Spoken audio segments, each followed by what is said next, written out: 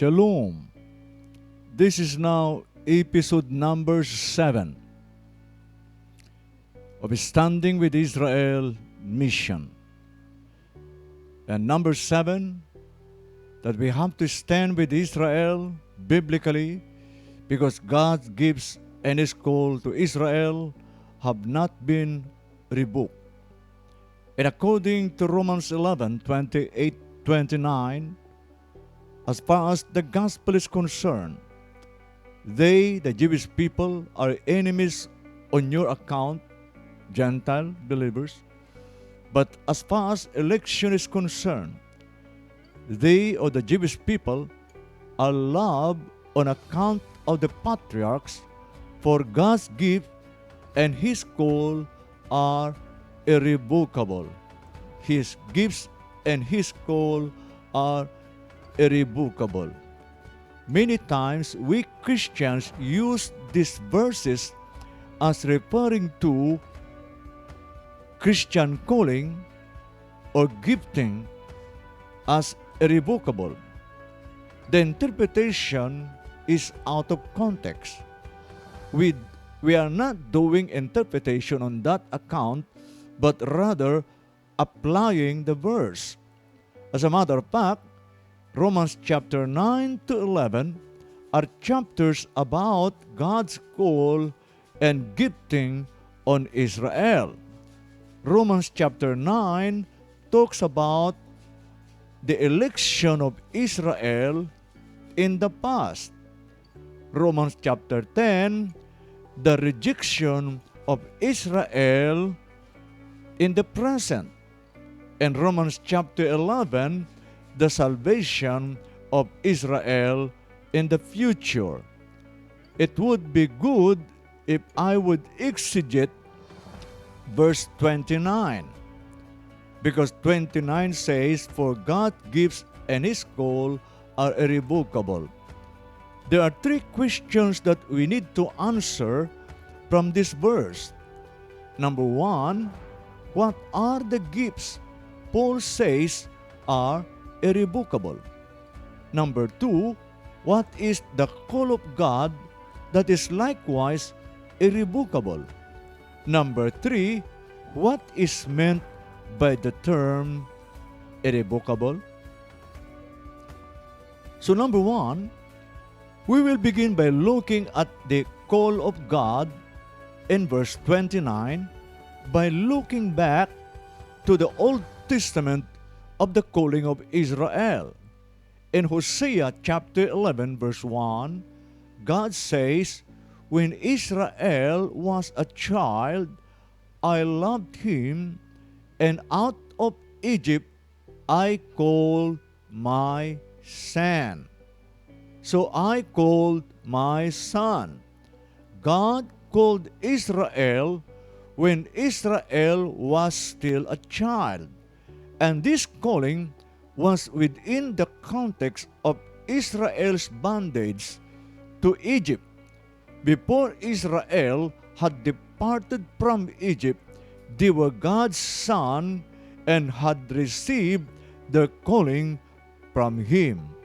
As a matter of fact, Isaiah speaks in similar terms in Isaiah chapter 49, verse 1 and verse 3, "The Lord called me from the womb, from the body of my mother.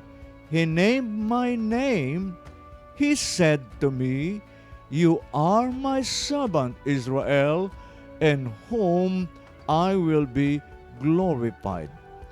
So according to Isaiah, even back to the time when Israel was still in the womb, in the body of my mother, that is, before Israel became a nation.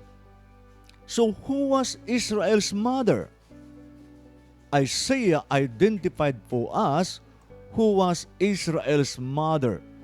In Isaiah chapter 51 verses 1 and 2, God says, "Listen to me, you who pursue righteousness, who seek the Lord, look to the rock from which you were cut, and to the quarry from which you were hewn. Look to Abraham, your father, and to Sarah, who give you birth. Now understand, to Sarah, who give you birth, when I called him, he was but one, and I blessed him and made him many. So, based on that verse, the calling of Israel then is rooted in the calling of Abraham, and this calling of Abraham is envisioned by Isaiah as extending to Israel, while Israel was still in the body of Sarah who bore you. So, the calling and election of Israel by God is irrevocable. He called Israel even from the womb of Mother Sarah and Father Abraham. Number 2 question: what is the meaning of the gifts which God gave to Israel, which are irrevocable? And most scholars agree that the divine favors of Romans chapter 9 verses 4 to 5 are meant by the gifts of Romans 11 verse 29. So the gifts and calling of God have reference to those mentioned in Romans chapter 9 verse 4 and 5 as the privileges and prerogatives of Israel. What are those gifts of chapter 9 verse 4 to 5? Apostle Paul says, the people of Israel, theirs is the adoption as sons, theirs the divine glory, the covenants, the receiving of the law, the temple worship, and the promises. Theirs are the patriarchs, and from them is traced the human ancestry of Christ. Thus, the privileges are among the gifts, God's gracious gift, God's divine favors on Israel, which Paul says are irrevocable. So these privileges, these favors are given to Israel, and God will not change His mind. And finally, what is the meaning of the word irrevocable? And you know, the word irrevocable in the Greek is only mentioned 2 times in the New Testament. First is Romans 11:29, and the last time, Hebrews chapter 7, verse 21. So Romans 11:29 says, for God's gifts and His call are irrevocable. In Hebrews 7:21, the Lord has sworn and will not change His mind.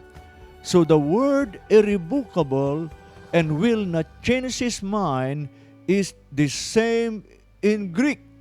So in this context, the word irrevocable means the Lord will not change His mind.